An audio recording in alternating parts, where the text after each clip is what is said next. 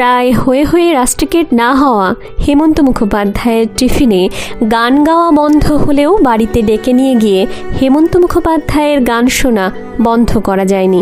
বন্ধু সুভাষ মুখোপাধ্যায়ের বাড়িটি গানের বাড়ি, তাই হেমন্ত মুখোপাধ্যায়ের আদর দেখে কবিরই মাঝে মাঝে হিংসে হতো।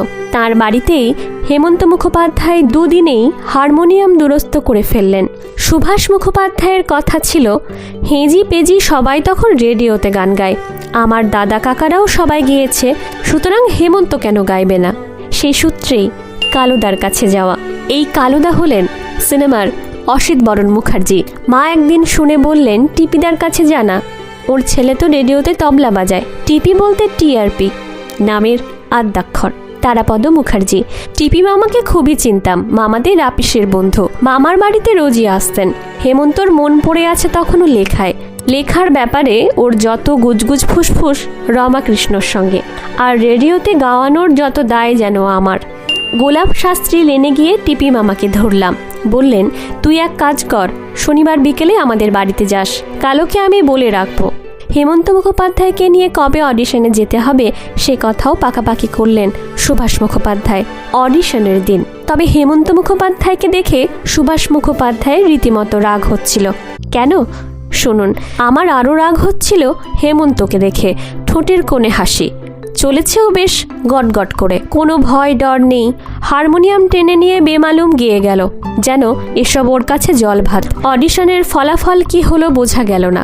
সুভাষ মুখোপাধ্যায় ছটফট করছেন, চিঠি কেন এলো না এই ভেবে ভেবে। হেমন্ত মুখোপাধ্যায়ের কোনো তাপ উত্তাপ নেই। সুভাষ মুখোপাধ্যায়ের কথায় কচুপোড়া ওর লেখা নিয়ে আবার মেতে উঠেছে।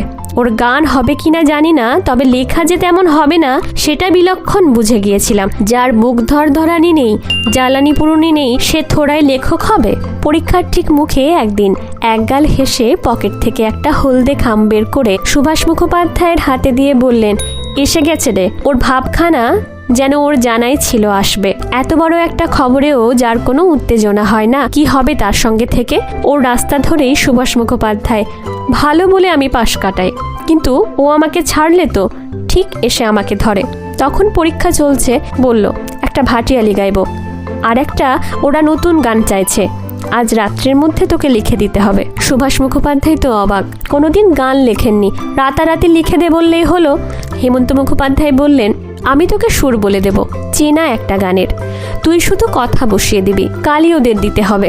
হেমন্ত মুখোপাধ্যায় যখন বলেছেন তিনি কি না লিখে পারেন, সেই রাত্রিরেই লিখে ফেললেন, আমারও গানেতে এলে চিরন্তনী। নমস্কার, আমি মন্দিরা।